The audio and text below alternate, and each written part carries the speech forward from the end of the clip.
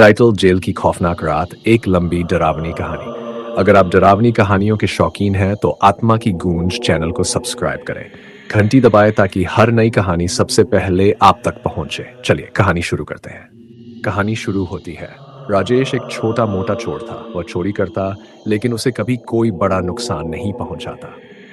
एक दिन उसे एक बड़ी दुकान से चोरी करते हुए पकड़ आ गया।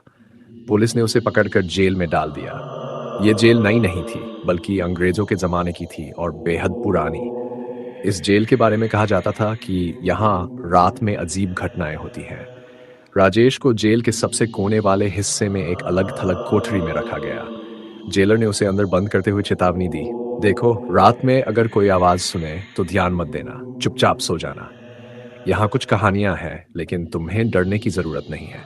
सुबह तक सब ठीक रहेगा। जेलर की बात सुनकर राजेश का दिल कांप गया।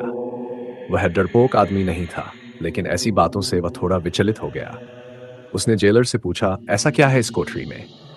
जेलर ने उसे घूरकर देखा और बोला, बस समझ लो, इस कोठरी में जो भी आया उसने रात भर शांति से सोने की कोशिश तो की, लेकिन सुबह वह वैसा नहीं रहा जैसा अंदर गया था। जेलर ने बिना कुछ और कहे दरवाजा बंद कर दिया। कोठरी में सिर्फ एक छोटी सी खिड़की थी, जहां से चांद की हल्की रोशनी आ रही थी। पहली अजीब घटना रात के लगभग 12 बजे होंगे। राजेश जमीन पर लेटा हुआ था और सोच रहा था कि सुबह होते ही यहाँ से बाहर निकल जाएगा। तभी उसने अपनी कोठरी के कोने से किसी के चलने की आवाज सुनी। उसने उठकर चारों तरफ देखा, लेकिन कोठरी में कोई नहीं था। किसी का वहम होगा, उसने खुद को समझाया और वापस लेट गया। लेकिन तभी एक ठंडी हवा का झोंका आया, जबकि कोठरी में कोई खिड़की खुली नहीं थी। ये यह झोंका सीधा राजेश के चेहरे पर लगा। अब वह पूरी तरह सतर्क हो गया। उसने देखा कि कोठरी की दीवार पर हल्की हल्की परछाइयां चल रही थी। ऐसा लग रहा था जैसे कोई बाहर से गुजर रहा हो, लेकिन जेल के इस हिस्से में कोई नहीं आता था। कौन है वहां? राजेश ने कांपती हुई आवाज में पूछा, लेकिन जवाब में सिर्फ एक धीमी सी हंसी सुनाई दी। दर्दनाक चीखें। रात और गहराती गई। अब राजेश को साफ साफ सुनाई दे रहा था कि उसकी कोठरी के पास कोई चल रहा है। फिर अचानक एक दर्दनाक चीख सुनाई दी। वह चीख इतनी भयानक थी कि राजेश के रोंगटे खड़े हो गए। चीख किसी इंसान की थी, लेकिन उसमें ऐसा दर्द था जैसे किसी को जिंदा जला दिया गया हो। राजेश ने कोठरी की सलाखों से झांकने की कोशिश की, लेकिन बाहर अंधेरा था। तभी उसकी नजर सामने की कोठरी पर पड़ी। वहां उसने देखा कि एक औरत खड़ी थी, लेकिन वह औरत इंसान नहीं लग रही थी। उसकी आंखें लाल थीं और वह राजेश को घूर रही थी। तुम यहाँ क्यों आए हो? उस औरत ने धीमी और डरावनी आवाज में पूछा। राजेश को समझ नहीं आया कि क्या जवाब दे। वह डर के मारे कांपने लगा।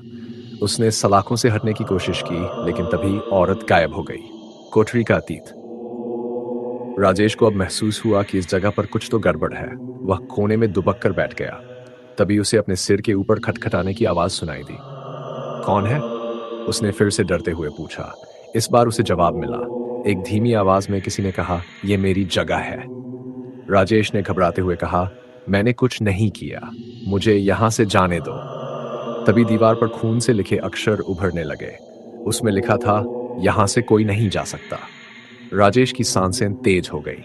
उसे याद आया कि जेलर ने कहा था कि इस कोठरी में पहले एक कैदी को बंद किया गया था, जिसे फांसी दी गई थी, लेकिन फांसी के बाद भी उसकी आत्मा यहां से नहीं गई। वह कैदी निर्दोष था और उसकी आत्मा अब भी इंसाफ की तलाश में थी। रात का अंत। राजेश पूरी रात जागता रहा। कभी कोई परछाई दिखती, कभी कोई दरवाजे पर खटखट करता। उसकी हिम्मत जवाब देने लगी। सुबह तक उसका चेहरा सफेद हो चुका था। जब जेलर सुबह आया और दरवाजा खोला तो राजेश कोने में बैठा हुआ था। उसकी आंखें डर से लाल थीं। उसने कांपते हुए जेलर से कहा, मुझे यहां से बाहर निकालो, मैं कभी कुछ गलत नहीं करूंगा। जेलर ने मुस्कुराते हुए कहा, तुम्हें भी उसकी झलक दिखी? वह किसी को नहीं छोड़ता, यह कोठरी उसकी है। राजेश को उस दिन सबक मिल गया। वह फिर कभी चोरी के रास्ते पर नहीं गया, लेकिन उस रात की डरावनी यादें उसे जीवन भर सताती रहीं।